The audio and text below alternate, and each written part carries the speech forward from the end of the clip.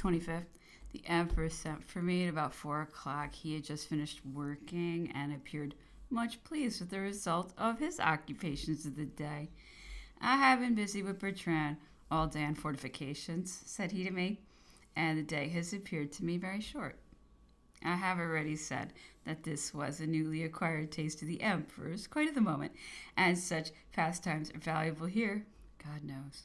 I had followed the emperor to the kind of grass plot which adjoins the tent. From thence we went to the corner of the walk that leads to the bottom of the garden. 5 oranges were brought on a plate with a knife and some sugar.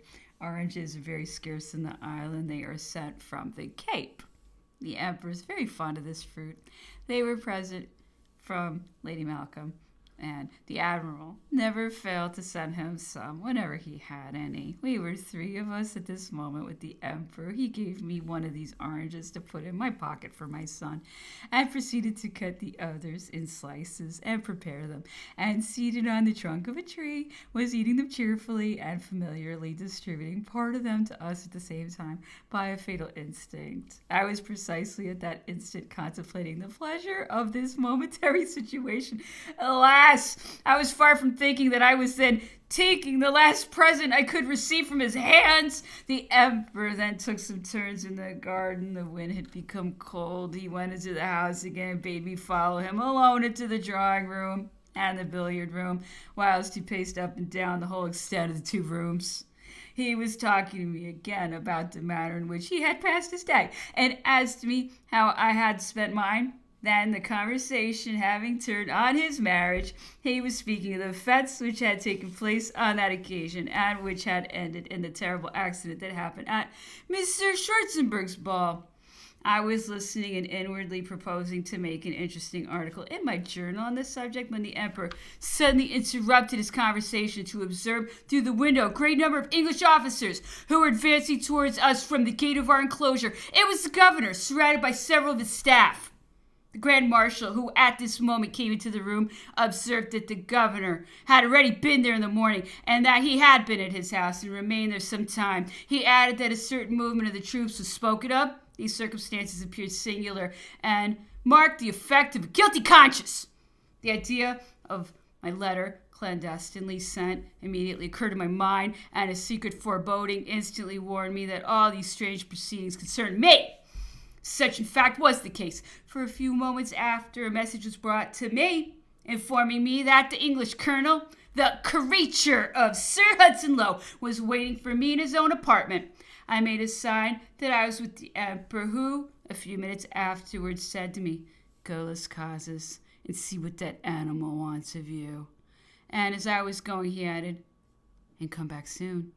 These were, for me, the last words of Napoleon. Alas, I have never seen him since.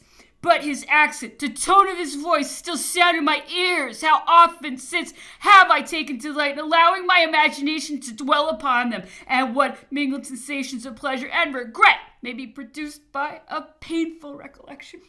The colonel who wished to see me was a man entirely devoted to the governor's wishes, his factotum, and with whom I had frequently to communicate as interpreter. I had no sooner entered the room than, with an expression of benevolence and kindness both in his voice and countenance, he inquired after my health with a tender interest. This was the kiss of Judas, for having made a sign to him with my hand to sit down on the sofa, and having also taken a seat on it myself, he seized this opportunity to place himself between me and the door. And altering at once his tone and expression, he informed me that he arrested me in the name of the governor, Sir Hudson Lowe, on the deposition of my servant, who had charged me with having carried on a secret correspondence. My room was already guarded by dragoons. All representations on my part became useless. I was obliged to yield to violence, and was carried away strongly escorted.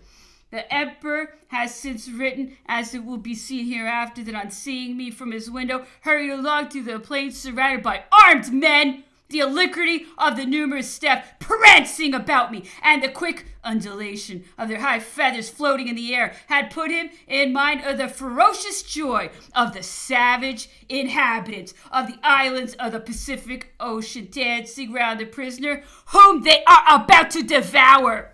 I had been separated from my son, who had been detained prisoner in my apartment, but he soon joined me, also under arrest, so that the sudden interruption and final termination of our communications with Longwood date from that moment. We were both shut up in a wretched hovel near the former habitation of General Bertrand and his family. I was obliged to sleep on a miserable pallet and to make room for my poor son by my side, lest he should have to lie on the floor. I considered his life to be at this moment in danger. He was threatened with an aneurysm and had been on the point of expiring in my arms a few days before. We were kept until 11 o'clock without food, and when, in order to supply the wants of my son, I went to the door and to each of the windows to ask the men who guarded them for a morsel of bread, and they answered me only by presenting bayonets. The 25th to 26th, what a terrible night, is the first night spent in prison within four walls. What ideas, what reflections arise in the mind? My last thought at night and the first on waking in the morning had been that I was still only a few minutes walk distance from Longwood, and yet that perhaps I was already separated from it by eternity. In the course of the morning, the Grand Marshal, accompanied by an officer, passed within hail of my hovel. I was enabled to ask him from my dungeon how the Emperor was. The Grand Marshal was going to the governor's at Plantation House. His visit was undoubtedly on my account, but what could be the object of his mission? What were the ideas and the wishes of the Emperor on the subject? This occupied all my thoughts. On passing again on his return, the Grand Marshal, with an expression of melancholy, made a sign to me which gave me the idea of bidding me adieu, and which went to my heart. In the course of the morning, General Gourgaud and M. de Montholon also came as far as the late residence of Madame Bertrand, which was opposite to my prison, and not far from it. It was consolatory to me to see and interpret their signs of friendship and tender interest. They in vain solicited to be allowed to come into my prison. They were obliged to return without having succeeded. Shortly after, Madame Bertrand sent me some oranges, informing me at the same time that she had just received indirectly some news of my wife, and that she was in good health.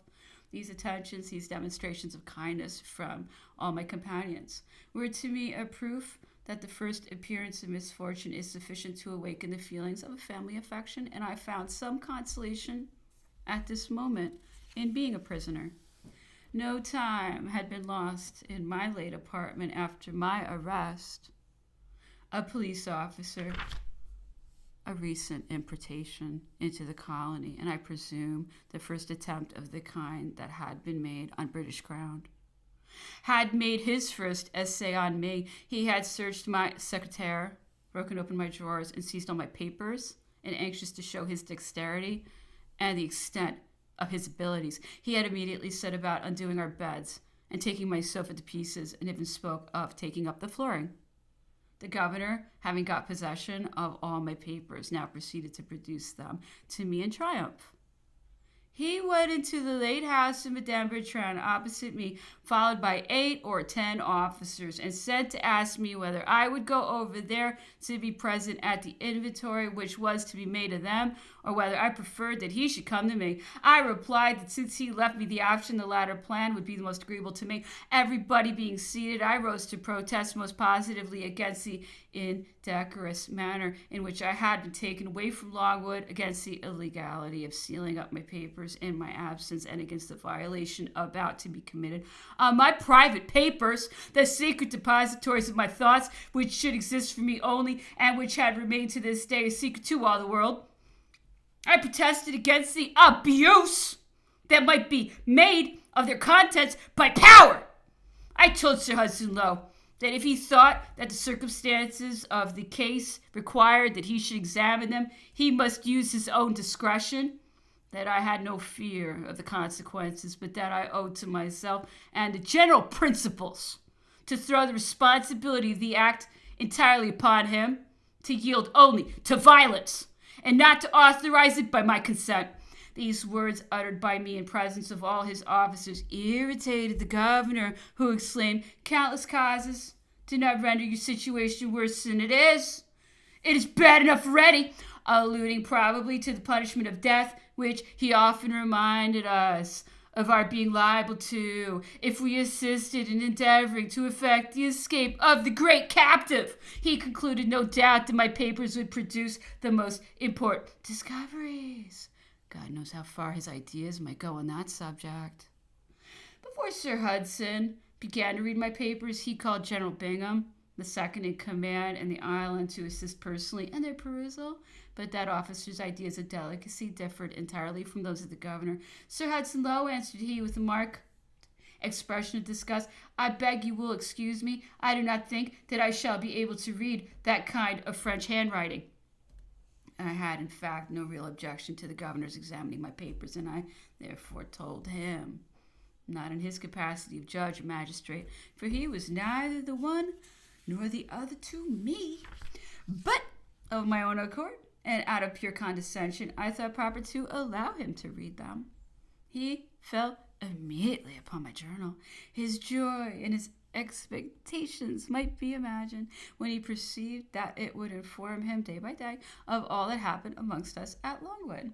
It was sufficiently in order to have a table of contents or index to the chapters at the beginning of each month. Sir Hudson Lowe, on meeting frequently with his name, would immediately refer to the page pointed out in the index to read the details, and I could not help observing to him that if he found it often necessary to use forbearance, it was not my fault, but the fault of his own indiscretion. I assured him that my journal was not known to anybody, that the emperor himself, who was the sole subject of it, had only read the first pages of it, that its contexture was far from being settled, and that it was intended to remain for some time to come a secret known to me only. After Sir Hudson Lowe had spent 2 or 3 hours in looking over my journal, I told him that my intention had been to enable him to form a correct idea of the nature of its contents, and that having now done so, I felt bound, for many reasons, to prohibit, as far as it was in my power, his going any further. That he could, of course, do as he pleased, but that I should protest against the violence he would thus exercise, and the abuse of his authority. I could easily perceive that this was a great disappointment to him. He even hesitated.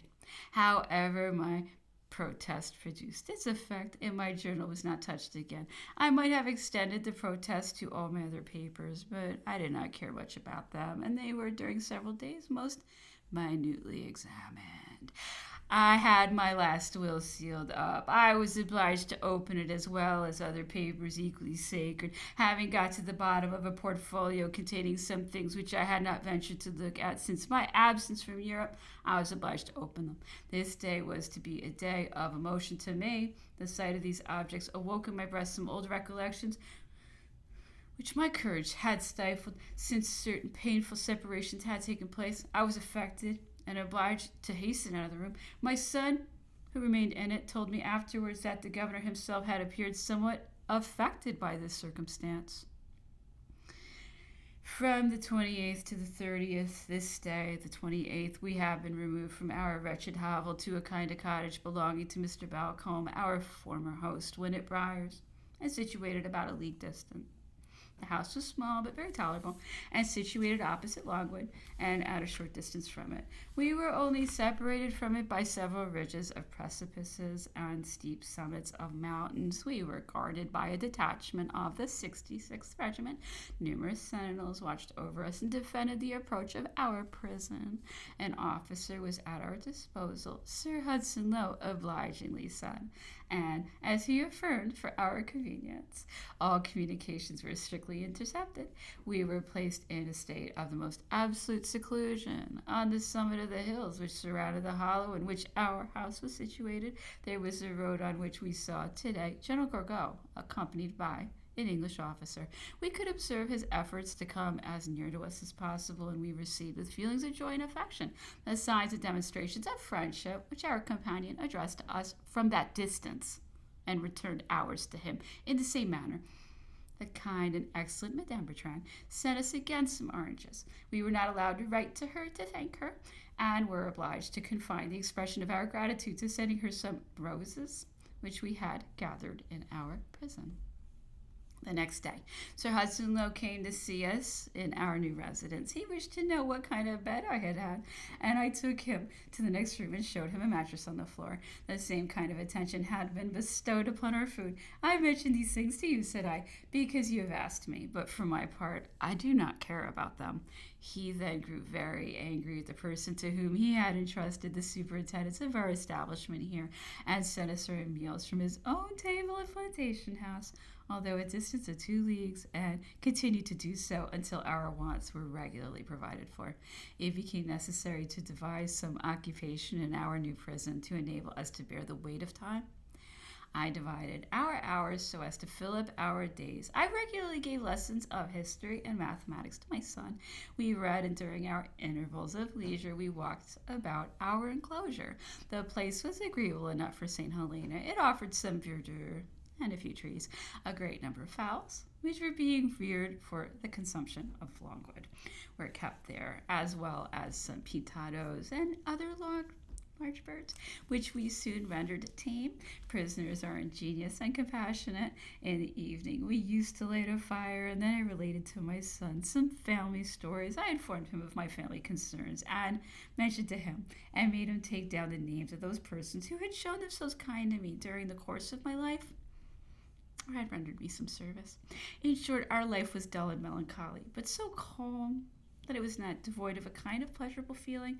One day alone was exceedingly painful and haunted us continually. The emperor was there, almost within sight, and yet we inhabited 2 distinct worlds. We were only separated by a short distance, and yet all communication had ceased. There was something horrible in this situation. I was no longer with him, and I was not with my family, which I had left to follow him. What then remained to me? My son shared in these feelings, urged by this situation and by the enthusiasm of youth. The dear boy offered to me, in a moment of exultation, to take advantage of the darkness of the night to elude the vigilance of our guards, descend into the numerous precipices, and scale the steep and numerous heights which separated us from Longwood, see Napoleon, and bring me back some news from him, which he engaged to do before daylight. I calmed this zeal, which, even had it made the attempt practicable, would have produced no other result than to afford a feeling of personal satisfaction, and might have occasioned the most serious consequences. The emperor had conversed with me so often and so fully that I did not suppose there was anything he might wish to inform me of, and if the attempt made by my son had been discovered, what a noise it would have made, what importance would have been attached to it by the governor, what absurd stories he would have imagined and produced. From Sunday, December the 1st, to Friday, December the 6th, the days of our imprisonment were slowly succeeding each other, and the governor, although he continued to visit us frequently, did not mention anything concerning our situation. He had merely hinted to me that my residence in the island and my confinement might be protracted until instructions were returned from London. 8 days had nearly elapsed without producing the least approach towards any result whatever. This state of inactivity and passiveness could not agree with the nature of my disposition. The health of my son was at times most alarming. Deprived of all communication with Longwood, I was left alone to meditate by myself. I reflected upon the situation in which I was thus placed, fixed upon a plan, and took a resolution. I chose it, extreme in its nature, thinking that if it was approved by the emperor, it might prove useful, and that it would be very easy to retrace my steps if he wished it. I therefore wrote to the governor the following letter. Sir, in consequence of a snare laid by my servant, I was, on the 25th ultimo, torn from Longwood, and all my papers were seized for having infringed your restrictions, to which I had previously submitted. Had you trusted the observance of these restrictions to my word or to my delicacy, I should have considered them as sacred, but you chose to guard them by attaching penalties to their violation, and I chose to run the risk of encountering them. You have applied those penalties at your own discretion, and I have made no objection to it. All this, as far as it goes, is perfectly regular, but the measure of punishment should not exceed the measure of the offense. What is now the case? 2 letters have been delivered for transmission without your knowledge. One of them contains the relation of the events that have occurred to us, written for Prince Lucian, and which would have passed through your hands if you had not informed me that the continuation of my correspondence and the style of my letters would cause my removal by you from the person of the emperor. The other letter was merely a letter of friendship. However, this circumstance has placed all my papers at your disposal. You have seen them all, even to the most secret. I have myself so much facilitated your researches that I have consented to allow you to peruse solely upon your word that which was known only to myself, which is as yet a mass of undigested ideas, undetermined, and liable at every moment to be corrected or modified. In a word, the secret, the chaos of my thoughts. In so doing, I have wished to convince you, and I appeal to your candor when I say that I hope I have convinced you that in the multitude of papers which you have hastily looked over, there is nothing that could be considered as tending to interfere with the high and important part of your functions. No plot, no plan, not even a thought relating to Napoleon's escape. You cannot find any, because none existed. We are of opinion that his escape is impossible, and we do not think of it.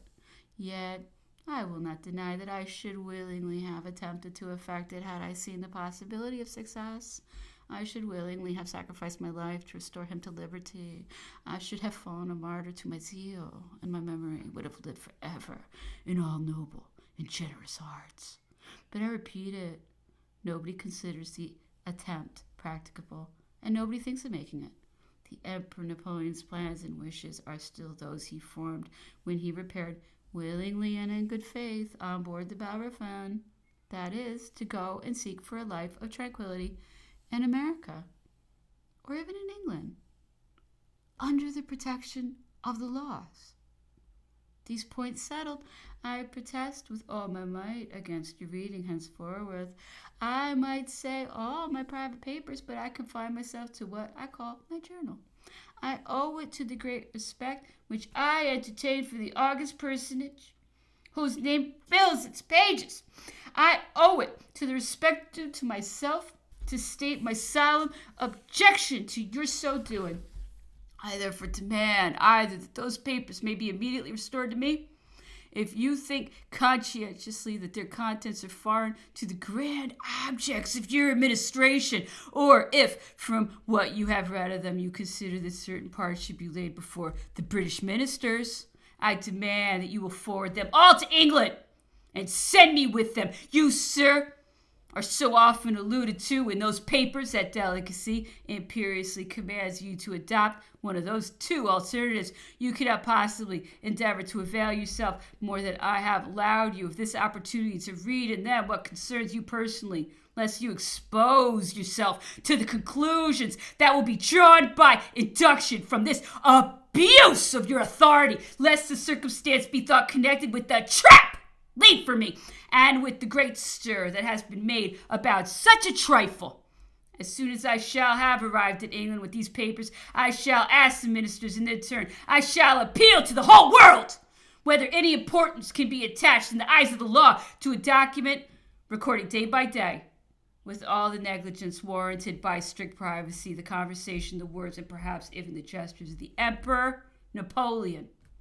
I shall ask them particularly whether I have not a right to demand of them the most inviolable secrecy concerning every part of a journal, which is only the rough draft of my thoughts, which properly speaking does not exist, which contains only materials yet undigested, which I might without scruple disavow in almost every particular as being as yet far from being settled in my own mind, and in which it happened to me every day to have to correct by the tenor of a new conversation the errors of a former one, errors that must be unavoidable and of frequent occurrence, both with respect to the man who speaks without knowing that he is observed, and to the man who collects without considering himself bound to warrant the authenticity of his information.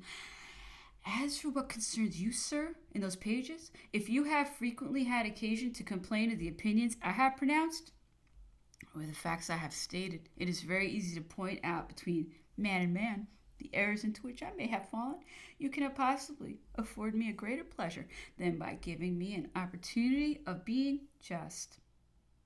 And whatever be the opinion in which I persist, after your explanation, you will at least be obliged to acknowledge my candor and my sincerity. Be that as it may, sir, and whatever be your intentions with respect to me, I from this moment withdraw in as far as my present position will admit from the state of voluntary subjection in which I had placed myself towards you. When I entered into that engagement, you told me that I remained at liberty to retract it at any time, and I therefore from the present moment desire to be restored to the common class of citizens.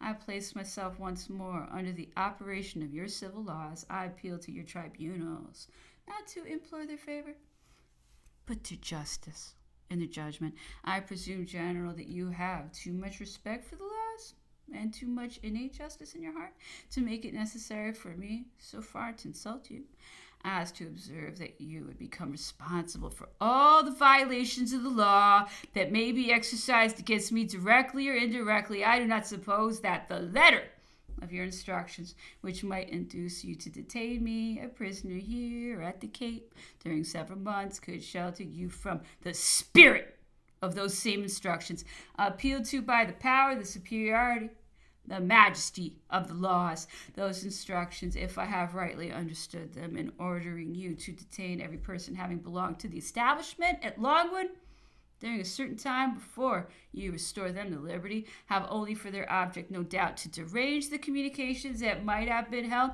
with that horrible prison, and to let some time elapse after their cessation. Now the manner in which I have been torn away has been sufficient to attain that end. It was impossible for me to bring away any idea of the moment.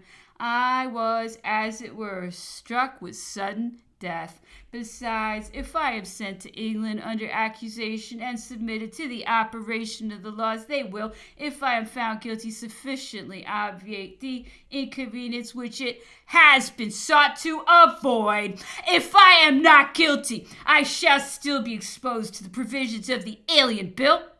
Or if that is not enough, I here give beforehand my voluntary assent to all precautions, however arbitrary they may be, which it may be thought proper to adopt against me on this occasion. Without yet knowing, sir, what your intentions may be with respect to the disposal of my person, I have already imposed upon myself the greatest of all sacrifices. I am still very near to Longwood, and perhaps I am already separated from it by eternity. Horrible thought that harrows upon my soul, and will continue to haunt my imagination. But a few days ago, and you would have brought me to submit to the greatest sacrifices by the fear of being removed from the emperor's person. Today, it is not in your power to restore me to him. A stain has been affixed upon me by arresting me almost within his sight. I can no longer be a source of consolation to him. He would only see in me a being dishonored, suggesting painful recollections, and yet his presence, the attentions which I delighted to pay him, are dearer to me than my life. But perhaps some pity will be shown to me from afar. Something tells me that I shall return, but by a purified channel, bringing with me all that is dear to my existence to assist me in surrounding with pious and tender cares the immortal monument placed at the extremity of the universe and slowly consumed by the inclemency of the air and the perfidy and the cruelty of mankind. You have spoken to me, sir, of your own afflictions. You do not suspect you have said all the tribulations with which you are assailed, but everyone knows and feels his own misery only. You do not suspect on your side, sir, that you keep Longwood covered with the veil of mourning. I have the honor, Las Casas, correspondence being once established with Sir Hudson Lowe, I did not remain idle.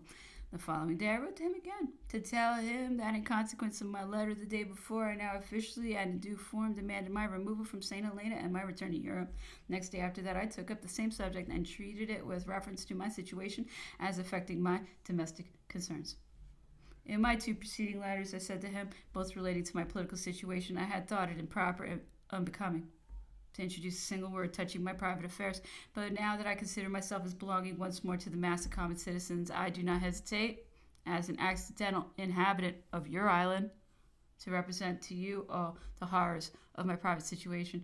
You are aware of the dangerous state of my son's health, It must have been reported to you by the medical men ever since he has seen the dear and sacred tie which bound us to Longwood dissolved. All his ideas, all his wishes, all his hopes are ardently turned towards Europe, and his disease will be increased by impatience and the power of imagination. Such is his physical situation, which renders my moral situation still worse, if possible. I have to contend at the same time against the feelings of my heart and the uneasiness of my mind. I cannot contemplate without a feeling of terror that I am responsible to myself for having brought him here and for being the cause of his being detained here.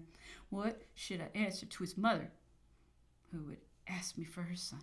What should I reply to the multitude of idlers and others who, though indifferent to the circumstances, are ever ready to judge and condemn? I say nothing of my own health. It is of little importance in the midst of such emotions and such causes of anxiety. And yet I find myself in a most deplorable state, since I have no longer before my eyes the cause which kept the faculties of my mind in action. My body sinks under the dreadful havoc produced by 18 months of struggles, agitations, and afflictions, such as the imagination can hardly dwell upon.